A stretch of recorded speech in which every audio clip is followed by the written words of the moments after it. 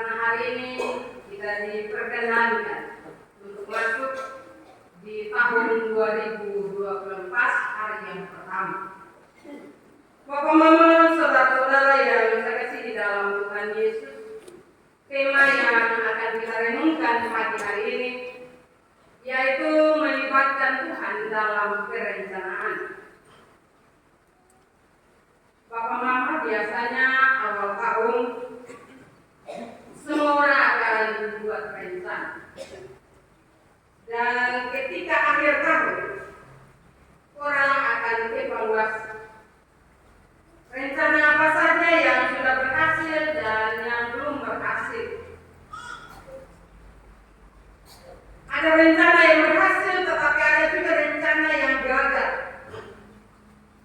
Dan ketika gagal, Bapak Mama, sejumlah pertanyaan akan muncul. Apakah rancangan kita atau apakah rencana yang kita buat itu sudah sesuai dengan kehendak Tuhan atau belum?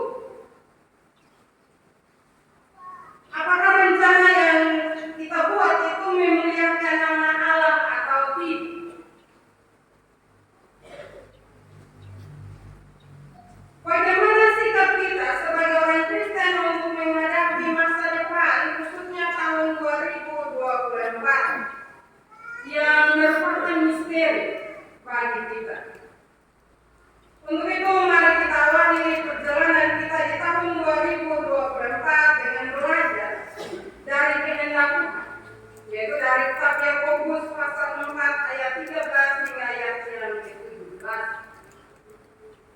Bapak Mama, perencanaan adalah hal yang penting dalam kehidupan setiap orang atau setiap keluarga, setiap kelompok, setiap organisasi. Dengan perencanaan yang baik dan matang, langkah hidup seseorang akan semakin teratur dan makin terarah kepada sasaran yang hendak dituju. Hidup terencana adalah bukti bahwa seseorang sangat menghargai waktu dan semua potensi yang Tuhan berikan baginya. Bapak Mama, perencanaan hidup akan baik apabila Tuhan terlibat di dalam. Yakobus mengingatkan kita agar jangan melupakan Tuhan dalam setiap perencanaan hidup kita. Kenapa demikian, Bapak Mama? Karena kalau kita mau jujur dalam menjalani hidup ini, banyak rencana yang hanya sekedar kita rencanakan, tetapi tanpa kita memberitahukannya kepada Tuhan, tanpa kita menyerahkannya kepada Tuhan, sehingga banyak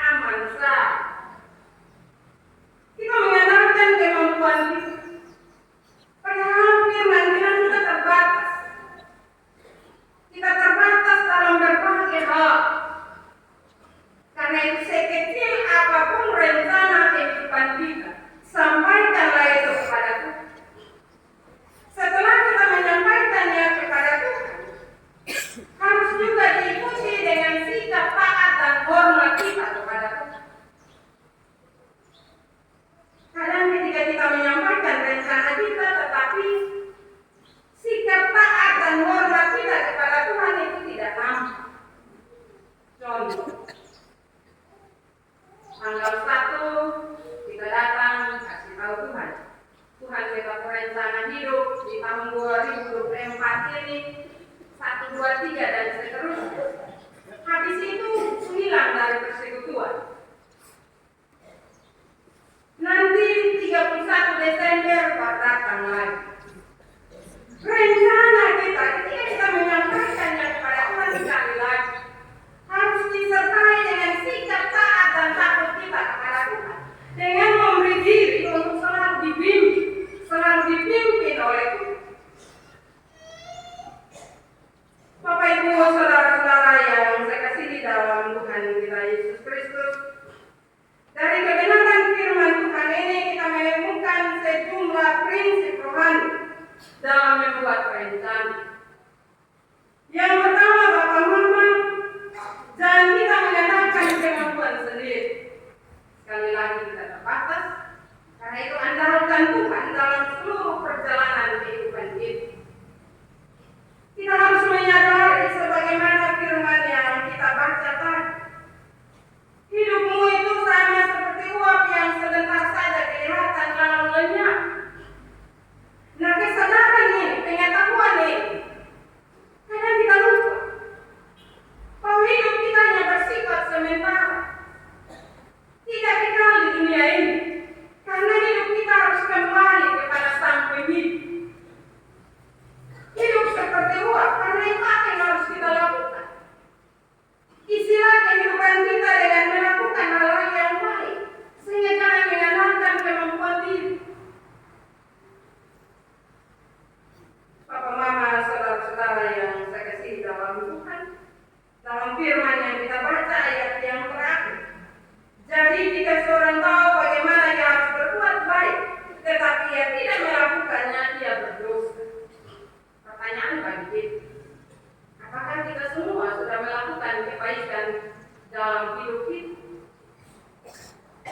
Kadang pengetahuan itu kita mudah lupa untuk melakukan hal-hal yang jahat, yang menyakiti hati sesama dan juga menyakiti hati Tuhan. Padahal kita tahu bahwa itu berdosa.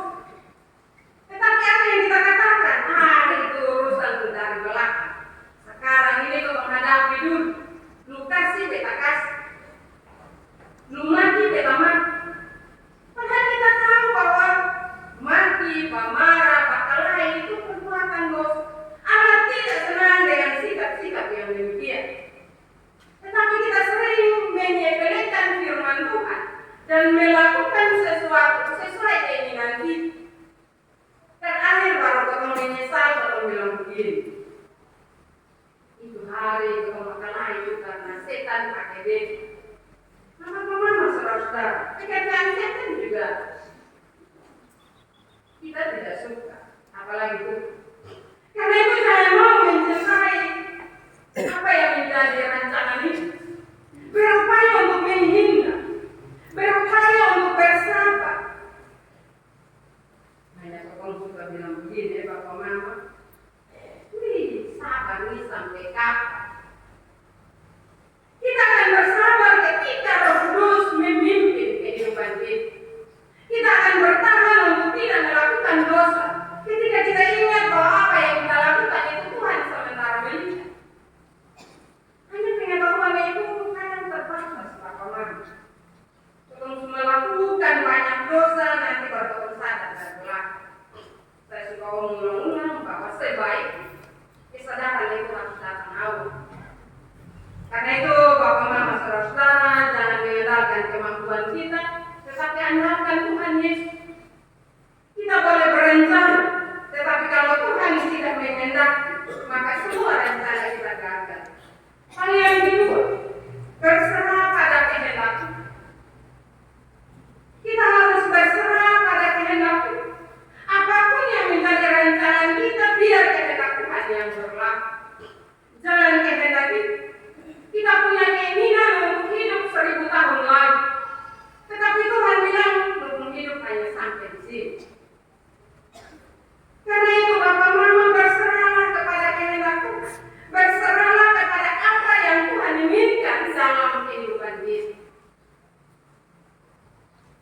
Hal yang berikut, hal yang ketiga, menjalani hidup ini dengan penuh kerendahan hati. Jangan dongkak, jangan sombong.